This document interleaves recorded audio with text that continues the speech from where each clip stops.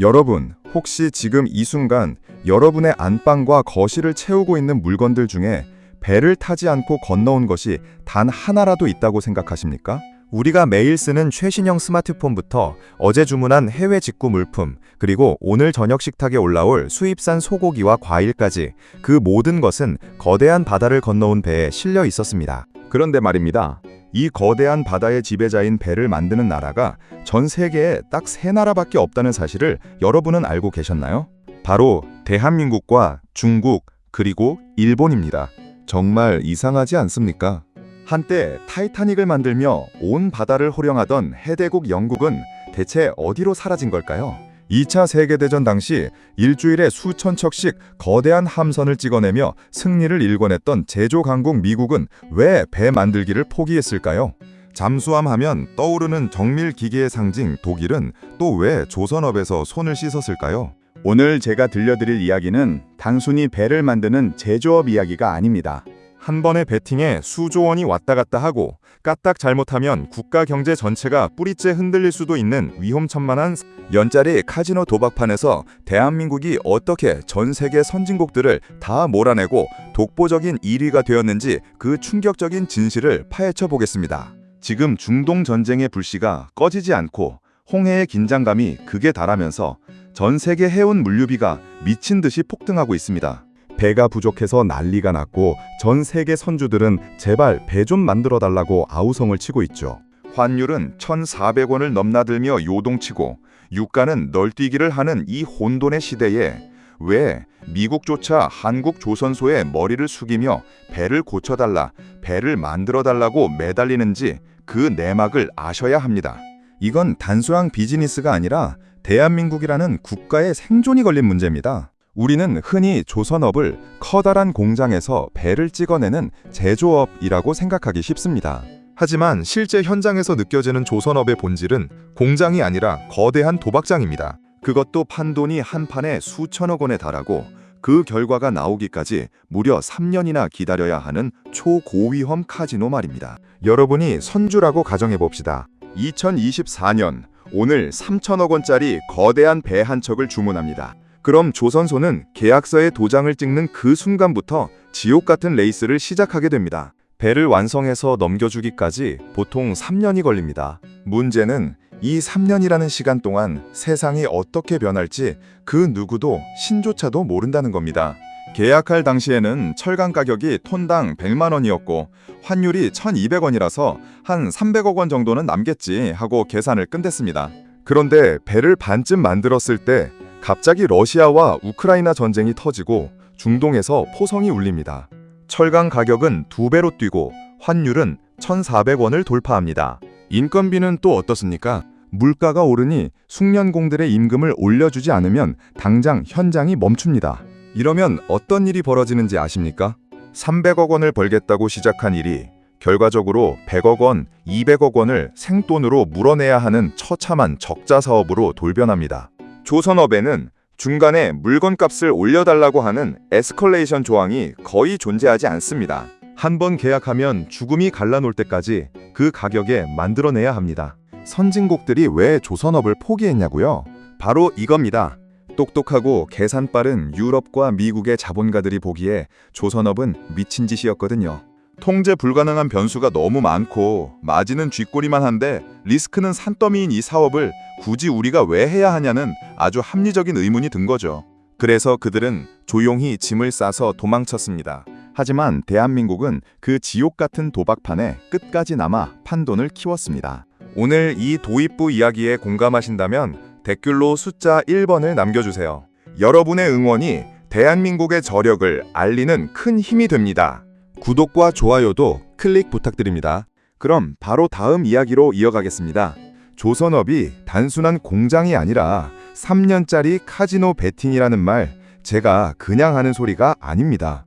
똑똑히 들으셔야 합니다. 여러분, 생각을 해보십시오. 우리가 자동차 한 대를 살 때 계약하고 한두 달 뒤면 차를 받습니다.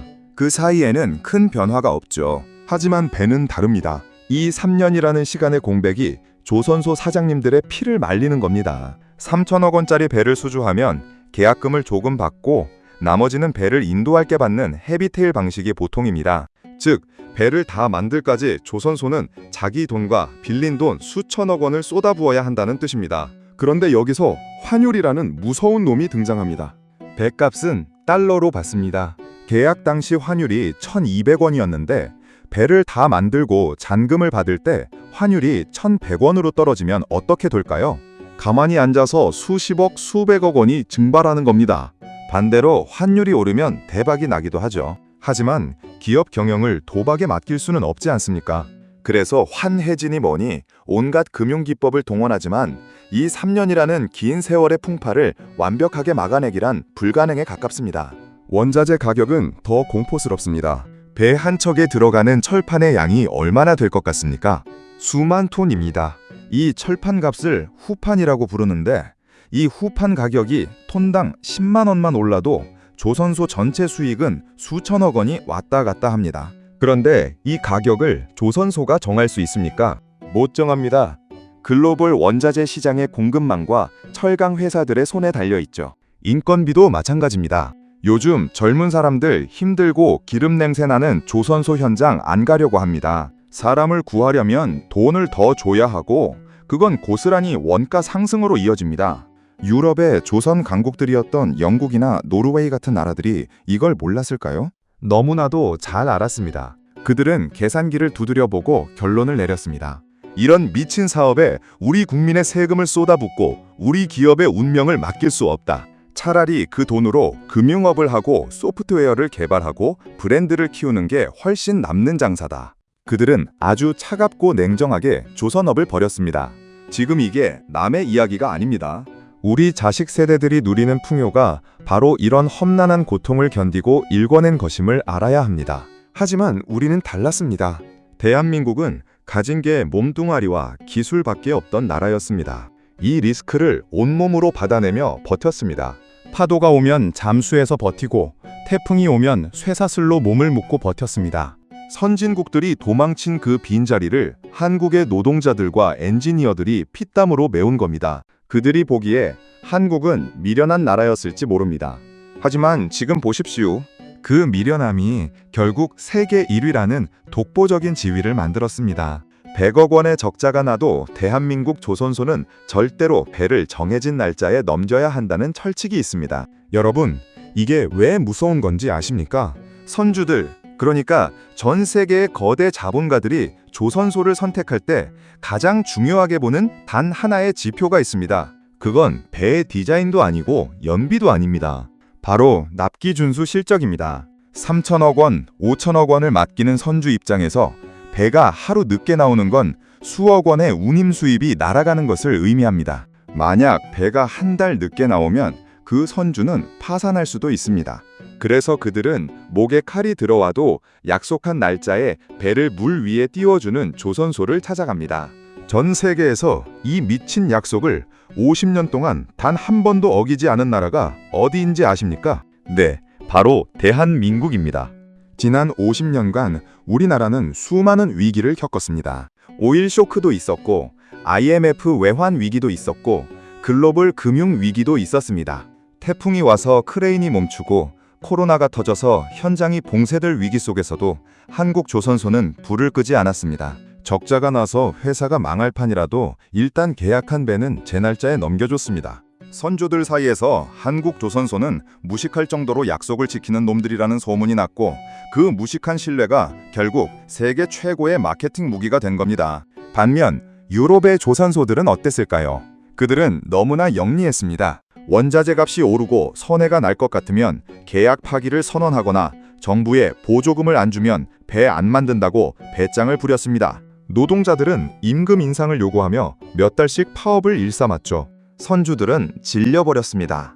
돈은 돈대로 들고 배는 언제 나올지 모르는 유럽 조선소들을 외면하기 시작한 겁니다. 신뢰라는 것은 쌓는 데는 50년이 걸리지만 무너지는 데는 5분도 걸리지 않습니다.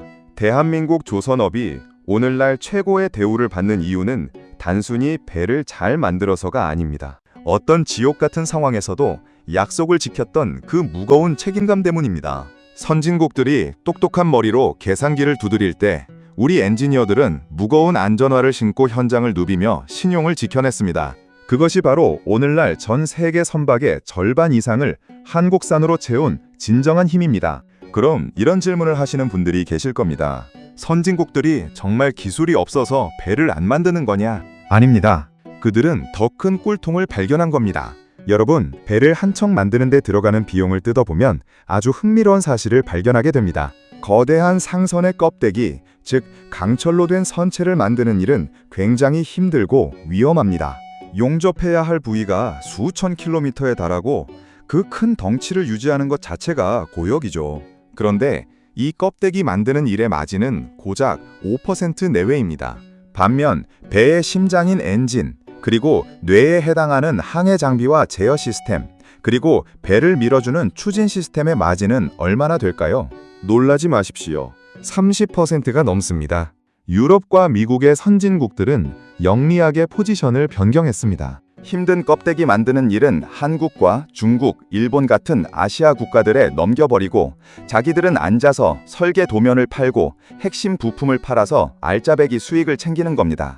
예를 들어 우리가 3천억 원짜리 배를 수주하면 그 중에 상당한 금액이 엔진 라이선스 비용이나 정밀 부품값으로 유럽으로 건너갑니다. 그들은 공장도 없고 먼지 날리는 현장도 없지만 머리 하나로 돈을 벌고 있는 거죠. 크루즈선 같은 경우에는 더 심합니다. 움직이는 5성급 호텔이라 불리는 크루즈선은 내부 인테리어와 특수 장비가 가격의 대부분을 차지합니다. 이런 고부가가치 선박 시장은 여전히 유럽 국가들이 꽉 잡고 있습니다. 그들은 자신들이 세상의 지배자라고 생각했습니다. 육체 노동은 하청을 주고 자기들은 상류층으로서의 삶을 즐기면 된다고 믿었죠. 하지만 여기서 결정적인 변수가 발생합니다. 바로 설계와 부품만으로는 절대로 가질 수 없는 현장의 데이터와 건조 역량의 중요성입니다. 배를 직접 만들어 보지 않은 사람은 절대로 알 수 없는 미세한 결함과 개선점들이 현장에는 널려 있습니다. 한국은 껍데기를 만들면서 그 현장의 노하우를 하나하나 흡수했습니다. 그리고 이제는 엔진도 스스로 만들고 시스템도 직접 개발하며 그들이 말하던 고마진의 꿀통까지 하나씩 패서오기 시작한 겁니다. 선진국들이 여유 부리며 꼴을 빨고 있을 때 대한민국은 밑바닥에서부터 올라와 그들의 성체를 위협하고 있는 형국입니다. 조선업의 세계에서 살아남으려면 반드시 이해해야 하는 개념이 하나 더 있습니다. 바로 도크와 규모의 경제입니다. 여러분, 도크라는 건 배를 만드는 거대한 웅덩이입니다. 축구장 10개를 합쳐놓은 것보다 큰 이 도크 하나를 유지하고 아파트 수십 층 높이의 골리앗 크레인을 돌리는 데 들어가는 고정비가 얼마나 될 것 같습니까? 한 달에 수백억 원입니다. 배를 한 척도 안 만들고 가만히 세워만 둬도 수백억 원이 그냥 생돈으로 나간다는 뜻입니다. 여기서 조선업의 잔혹한 생존 법칙이 나옵니다. 배를 한 척 만들 때와 10척을 동시에 만들 때의 원가 차이가 무려 30%나 납니다. 왜냐하면 크레인 대여료나 관리 인력의 인건비 같은 고정비는 배가 몇 척이든 똑같이 들어가기 때문입니다. 그래서 조선소는 수주잔고라는 이름의 냉장고를 항상 가득 채워둬야 합니다. 일감이 끊겨서 도크가 비는 순간 그 조선소는 시한폭탄을 안고 있는 것과 같습니다. 대한민국 조선소가 세계를 제패한 비결 중 하나가 바로 이 밀어내기 전략입니다. 우리는 불황이 와서 적자가 나더라도 절대로 도크를 비우지 않습니다. 적자를 보더라도 수주를 따내서 공장을 돌립니다. 그렇게 버티고 있으면 체력이 약한 경쟁 조선소들이 하나둘씩 쓰러지기 시작합니다. 유럽의 중소조선소들이 그렇게 무너졌고 일본의 조선소들도 이 속도전을 견디지 못하고 도태되었습니다. 결국 마지막까지 남은 자가 모든 것을 독식하는 승자 독식의 시장입니다. 한국은 전 세계에서 가장 큰 도크들을 보유하고 있고 가장 많은 일감을 확보하고 있습니다. 규모의 경제를 통해 원가를 낮추니 다른 나라들은 감히 따라올 엄두조차 못 내는 겁니다. 선진국들이 이 시장에서 도망친 이유도 바로 이 무시무시한 고정비 때문입니다.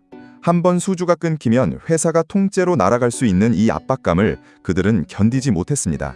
하지만 대한민국은 국가와 기업, 그리고 노동자가 하나로 뭉쳐 이 거대한 장치 산업의 무게를 견뎌냈습니다. 그리고 이제는 그 거대한 도크가 전 세계 바다를 지배하는 가장 강력한 요새가 되었습니다. 자, 이제 정말 충격적인 이야기를 해볼까 합니다.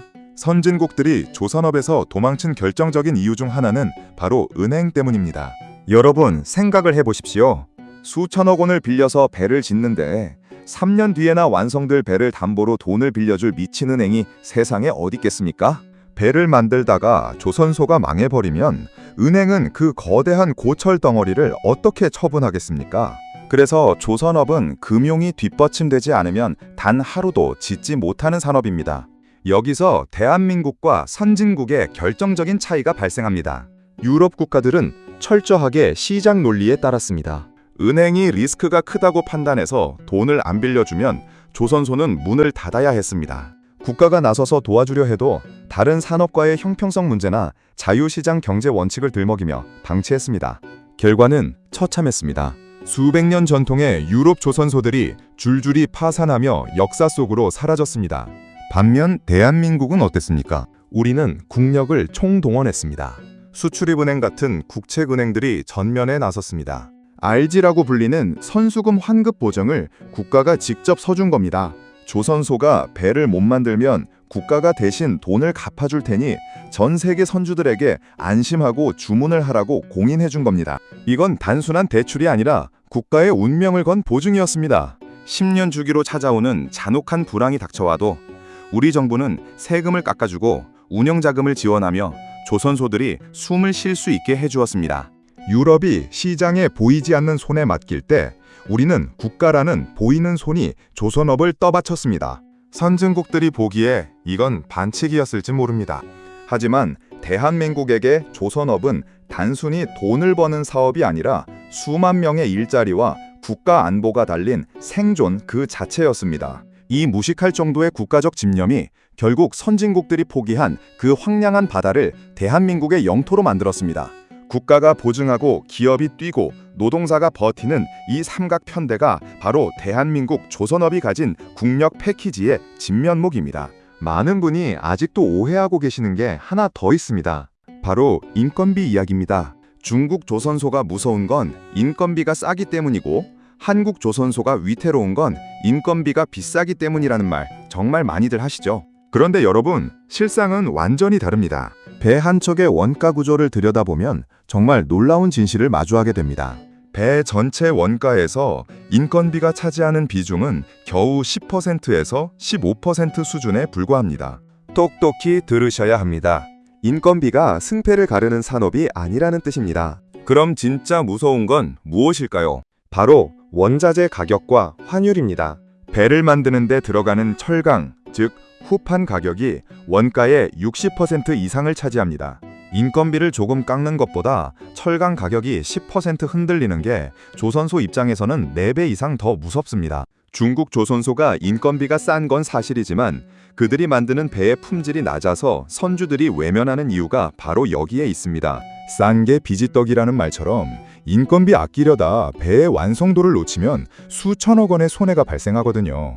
오히려 한국 조선소 용접공들의 연봉이 중국보다 훨씬 높고 베트남보다 3배 이상 높음에도 불구하고 우리가 이기는 이유는 압도적인 생산 효율성 때문입니다. 한국 숙련공 1명이 1시간 만에 끝낼 용접을 중국에서는 3명이 붙어서 반나절 동안 해야 합니다. 게다가 그렇게 만든 용접 부위가 나중에 터지기라도 하면 그 수리 비용은 상상을 초월합니다. 결국 인건비 싸움이 아니라 누가 더 정밀하게, 누가 더 빠르게, 누가 더 불량 없이 만드느냐의 싸움인 것입니다. 또한 환율의 공포를 아셔야 합니다. 달러로 배값을 받는 조선소 입장에서 환율이 1원만 움직여도 수십억 원의 이익이 왔다 갔다 합니다. 선진국들은 이 환율 변동의 리스크를 견디지 못하고 도망쳤습니다. 하지만 대한민국은 포스코라는 세계 최고의 제철소를 옆에 두고 환율의 파도를 타며 인건비의 불리함을 기술력으로 극복해냈습니다. 단순히 사람 손으로 만드는 게 아니라 시스템과 데이터로 만드는 산업으로 진화시킨 겁니다. 이제는 로봇이 용접을 하고 AI가 설계를 하는 시대입니다. 인건비 타령을 하던 시대는 이미 끝났습니다. 대한민국 조선업의 역사를 말할 때 이분을 빼놓을 수 없죠. 바로 정주영 회장님입니다. 1970년대 초반 아무것도 없는 울산 미포만의 백사장 사진 한 장과 500원짜리 지폐 한 장을 들고 전 세계를 누볐던 그 전설 같은 이야기 다들 아시죠? 거북선이 그려진 500원짜리 지폐를 보여주며 우리는 영국보다 300년이나 앞서 철갑선을 만들었던 민족이다 라고 외쳤던 그 배짱 말입니다. 그때 모두가 미쳤다고 했습니다.